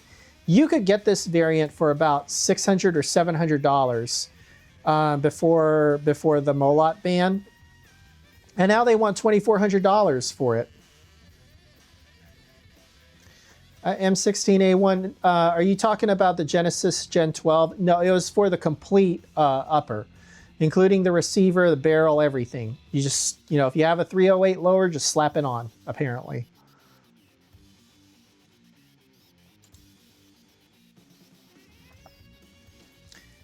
This one is an SBS that includes extras. I think this one's probably used. Like new Molot Vepr 12, that means it's used. But probably hasn't seen a lot of rounds through it. So, okay, this is an FFL. They want $2,700 for this gun. This is not quite as bad a deal because you're getting what looks to be several additional magazines. I want to say there's one 10-rounder and maybe 3 8-rounders. Okay, 1 5, 3 8, 1 10-rounder. That is... So let's just say you're getting 3 extra mags, and they go for about $125 each. So you're paying, let's see, if you subtract $400 from this price, you're at $2,399, $2,400. Okay. I still think that's too much. But $2,400 for all of this, including those extra mags, is a bit more reasonable than the same price for this. For $2,400, I mean, like, you get something that you're gonna have to do work on if you want it in tactical, like, SBS configuration. And yet here's a dealer that's selling one that's only like lightly used for, I mean, just a little bit more, but you get all those extra magazines and you don't have to do any additional work. And I mean, $0 for the tax stamp now. I mean, like this is no brainer for that amount of money. I would go with this.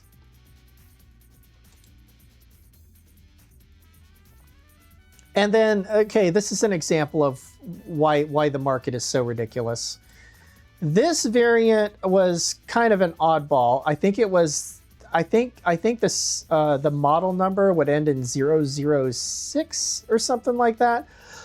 This was a popular variant in gun stores where you had the 19-inch barrel, but you had the thumb hole stock. So if you liked a little bit of wood accent and wanted a true sporterized version, this was the way to go for the Vepr. There was a gun store, like when I lived in Atlanta, there was a gun store I used to go to fairly frequently, and they had like 2 or 3 of these on the shelves for months at a time, and they had them priced at like $699 or $799, and they couldn't get rid of them. I guess they got rid of them by now because I didn't see them last few times I went there. But yeah, that's what I'm saying when the whole market for these is kind of fucked. You're now paying at least 60 to 70%, sometimes double more than you were paying. And it wasn't after the ban.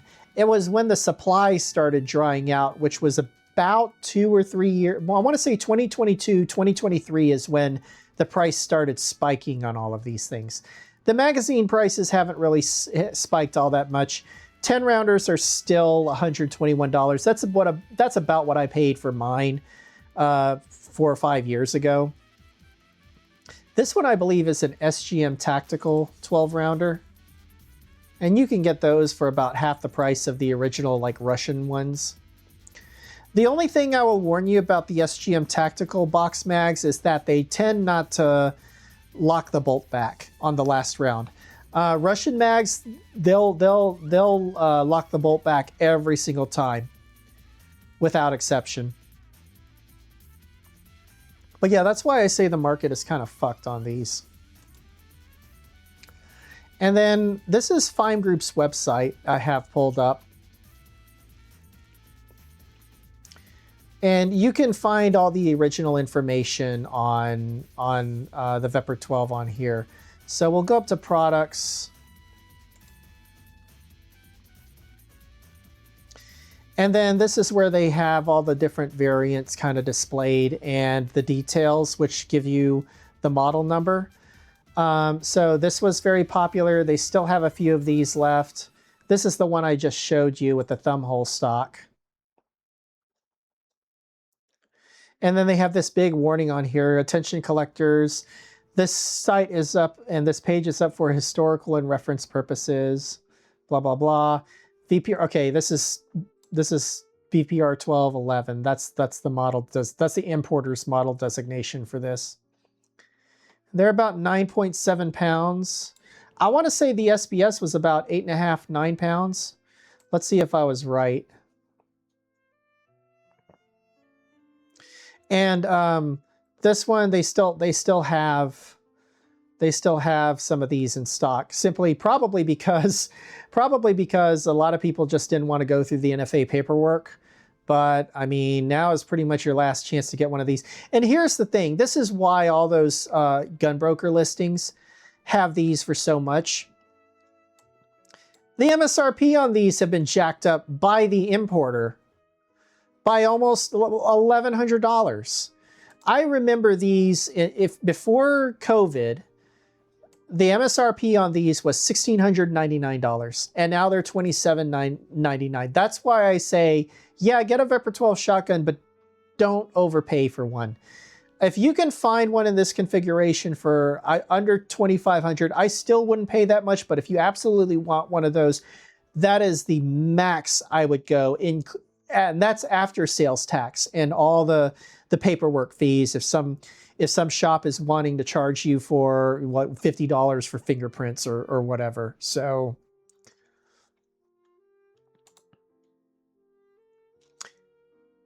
this was what I mentioned was probably the most popular variant among enthusiasts, because this one, if you got the 19-inch barrel, so it's non-NFA, but you had all the other goodies. You have a folding stock. You have aftermarket furniture to make it 922R compliant. This was the 03 SKU variant. So yeah, as you can see here, US-made factory parts, polymer lower handguard and upper handguard, pistol grip, trigger hammer, disconnector, and gas puck. And that was enough to basically get it to where you could use Russian magazines that were above 5 rounds and still remain compliant with 922R. But yeah, and then the last page I want to go to is their distributor, KVAR. And just to give you an idea of the market here, the only 2 variants that are left that you could buy from the original importer are these 2. They have the SBS still for $3,200, so they're charging even more than Fime Group. What the hell? See, this is almost double. This is double what I paid back in 2019.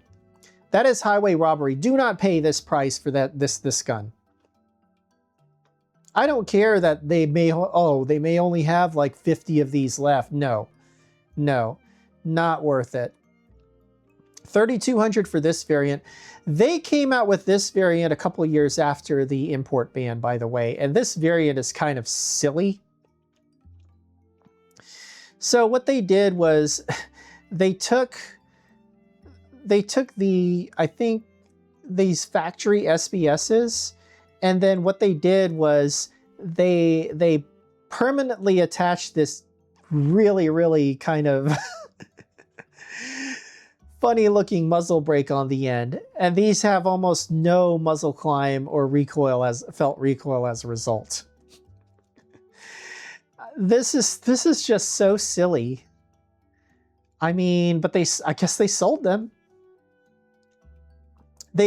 So Fime Group and Kavar had the idea to just do this back in like 2021 maybe, or 2020. And these were almost as expensive as the factory SBSs. I think what they did was they took several of the factory SBSs and then they put the, they permanently like attached or welded the brake and the extension there. And then they had them delisted from the NFA registry because then they became Title I again. And that's because since this muzzle brake and the barrel extension are permanently attached, that brings the overall barrel length, the barrel length above 18 inches and the overall length above 26. I think that's what it says here. The Fime Group added and permanently attached a muzzle brake that extends the barrel, blah, blah, blah, blah, blah. Extreme muzzle rise, the Defender only designed for self-defense, based on the RPK standard, blah, blah, blah. The muzzle brake on the Vepr 12 is permanent. Do not attempt to rotate or remove the brake. Removal causes permanent damage to the shotgun barrel. Avoid the factory warranty. It also puts you on the wrong side of the NFA, unfortunately. But yeah, I mean, those are the only two variants still available. They still have the 10-round mags available, and they haven't jacked those up in price. Other parts, but like I said, the 8-rounders are out of stock pretty much everywhere. Good luck finding those.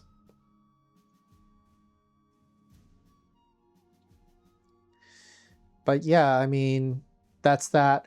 The last thing I want to do before like wrapping up this stream is if you want to know or learn a little bit more about the Vepr 12 platform, there are numerous like YouTube channels that have done reviews, including one that kind of specializes in the Vepr 12. And so you go ahead and cover that.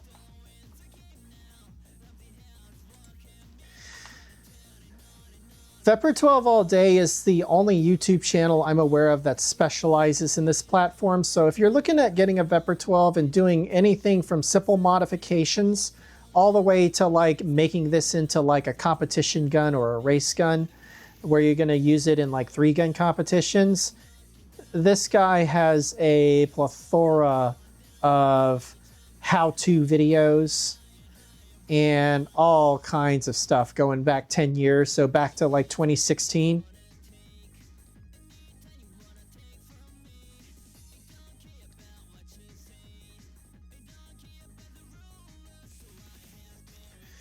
But yeah, some of this is kind of silly. And then, I mean, the Vepr 12 is just one of those guns. Everybody in like the gun YouTubers have done reviews on. But as you can see, and I'm going to go ahead and like turn down the music. So since we'll watch maybe 1 or 2 of these. But you know, your usual suspects like Hickok, Iraq Veteran 8888, they've all done reviews on these. Military Arms Channel, I think, did one of the very first ones 13 years ago. So that would have been 2013 right after these started coming into the country.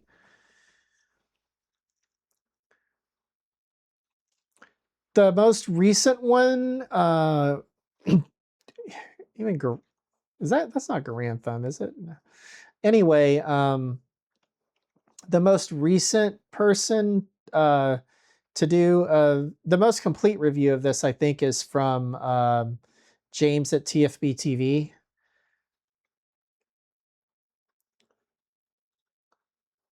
Mishiko has done very in-depth reviews of these because I think he has several of these, and he has the most recent review. So I would recommend watching his review.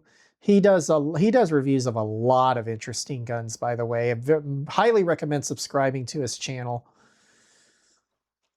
Let me see if I can find the one that...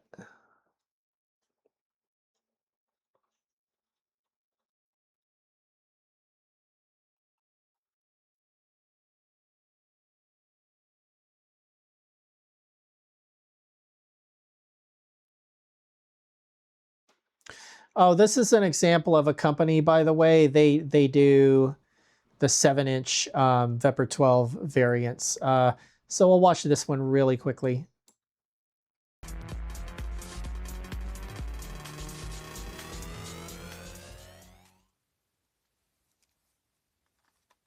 Look how short that's chopped down. That's like Vepr 12 meets Mag 7 right there.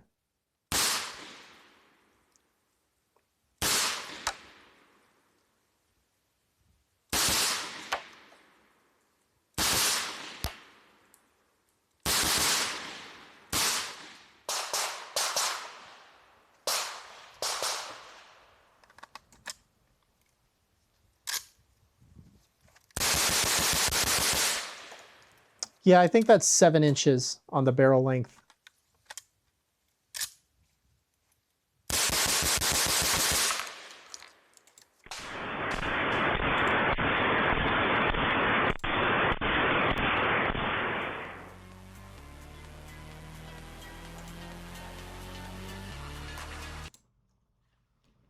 And then I'm trying to find, that video is a little too long from Hickok 45.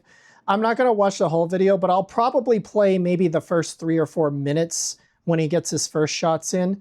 So that way you can watch kind of his breakdown of the video. What I'm gonna try to find is James Reeves' original TFB TV review of it, because I think that one is the most complete one, and for the shortest amount of time. Okay. Oh, we have a target-rich environment. Well, let's just take advantage of it. Oh, let's not shoot that thing yet. Oh man, that was a double lot. Thanks to Federal, we appreciate that. And we have some slugs, thanks to Federal. And we'll have to tell you about the slugs. Okay, what needs to be slugged? How about that big thing of water down there? Take care of that. See if we can hit a 2-liter. Yeah, we did. Let's try this watermelon. Whoa! Let's smoke a pot. All right. Let's try another 2-liter. Pow, pow, pow. Oh, man. Ooh, makes short work of that, doesn't it? Yeah, oh, man, this is an amazing thing. It looks like an AK. I wonder why. Because it is based on an AK and an RPK.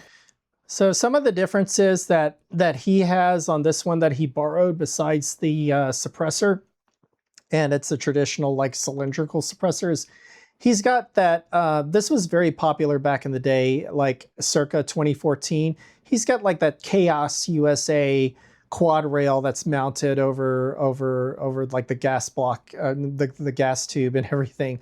Those things were always kind of a bitch to get on, by the way. I had one on my Saiga 12. And I'll tell you a little bit about that, what little bit I do know about this thing. They've been out a while. This one is a little unique, though, in that it is an SBR.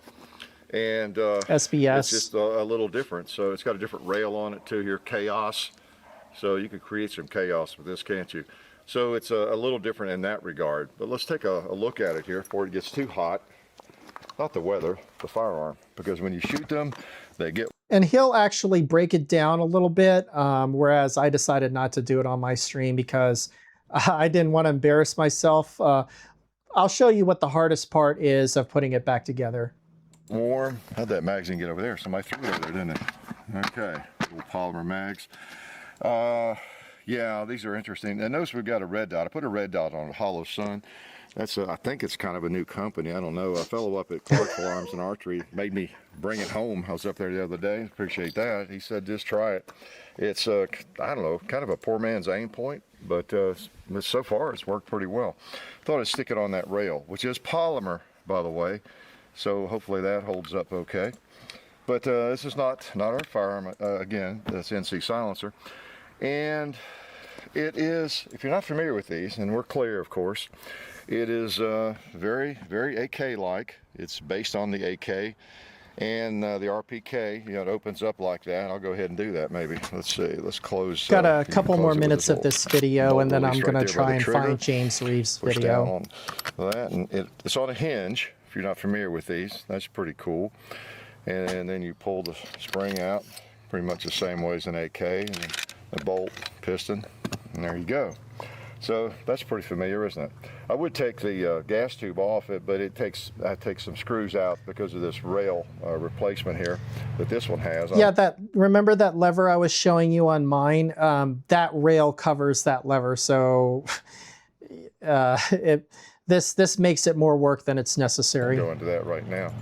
As I understand, these things are made a little bit heavier than the standard AK. They're more like the RPK, the way they open, a little more beef to them, and you know, it's for 12 gauge. That makes sense. And you can see the controls are a little different there than your standard AK. You've got this gizmo here, which I'll show you when we get it back together. So your bolt is kind of a two-piece there, a rotating bolt. That is the hardest part, by the way, when you have to align the two pieces of the bolt properly. I think so. It's because it's got a weird kind of like cam to it, and sometimes what fools you is you actually have to push down on the hammer to actually like get it to seat properly and go into battery. And that's always a little bit tricky on these compared to other AKs. And your piston's a little different. There's a separate piece up here, which I can't show you unless I take that off. But okay, so something I want to, if you get one of these and you have to clean it, you see this little indention that's on the, there's an indention that's toward the end of that, that operating rod. That is so like the gas piston, okay, the gas piston has kind of grooves and cavities inside of it. The end of that cleaning rod that you see like right up there, yeah, that is for pulling the puck out of the gas block. You actually have to like grab it, kind of like you know, if you go to the dentist and they have one of those picks to like clean your teeth with. That's basically what you're doing with this tool. So it's a little different, but not dramatically. And I'll go ahead and line that up. It's a rotating bolt. I think that's part of the reason this firearm its claim to fame is supposed to be that it will fire a wide range of ammunition. And I think it does generally, okay? Now, since this one is an SBR, has a shorter barrel, that doesn't hold as true, okay? So just be aware of that. He's right, although I think with the can, you're going to generate enough back pressure that you'll be able to reliably run low dram loads. Just know that on these types of guns, if you get the SBS variant of the Vepr, I would not run anything less than 4-buck through it. It runs double-aught buck probably the most reliably of all the different loads of shotguns. The other thing that I want to point out about this that doesn't apply as much, I think, to the variants with the 19-inch barrel. If you get the 12-inch barrel variant or the short barrel variant, even if you get slugs and buckshot, do not run that reduced recoil bullshit through this. It will not cycle. I have had that happen before. I actually tried to run reduced recoil slugs they're perfectly good through a pump action, you know, 12 gauge, but through one of these, no dice. That we could have some malfunctions. In fact, we've had some with some different ammo. It takes warmer ammo with this one because the barrel is just right there. That's the end of the barrel.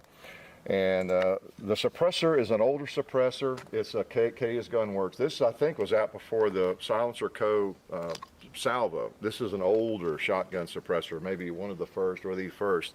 It's not as effective, and particularly on this short barrel, but it helps a little bit. Okay, so since we had it and they have it, we thought we'd show you that. We could take it off, I guess, and we might just go ahead and do that while we're at it. It's a little warm, it's not too bad.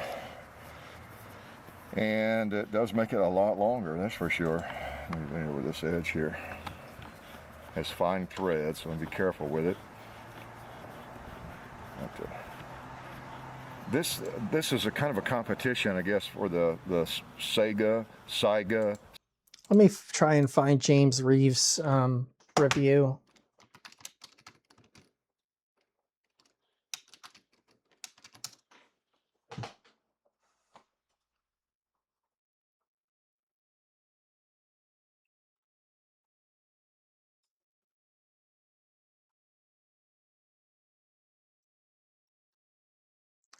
I don't think I'm having any dice here. Oh well. I think that's going to do it for the stream today. I hope you learned a lot. Thanks, y'all, for joining in. And I mean, like I said, box fed shotguns, I mean, like the Vepr 12 is kind of like the Cadillac of all of them, to kind of paraphrase another person who said it somewhere. I don't remember. If you're interested in getting one of these, like I said, you can still find them. They're everywhere on Gunbroker and whatnot. Just don't overpay. Because really the markup on these, I know it's because the original importer is wanting to charge, like, as you could see, $3,200 for those. These guns are not worth $3,200. They're definitely worth probably about $2,000 though. So don't pay that much that much more than that for these. I'll stand by these every day.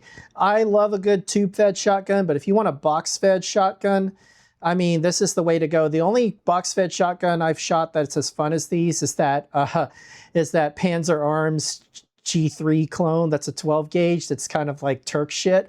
And I'll be able to review that one of these days. But that one's been surprisingly fun and surprisingly reliable.